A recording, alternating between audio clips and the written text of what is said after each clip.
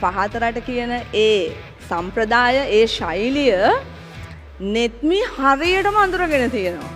ඒ හැඩ මං අර පටන් ගන්නකොටම පුතා ඔයා ඒ හිටපු හැඩෙන්ම දැනගත්තා ඔයා නම් නටනවා කියලායි පහතරට ටික හොද්දටම නැටුවා පුතා. හරිම ලස්සන. හරිම අපූරුයි.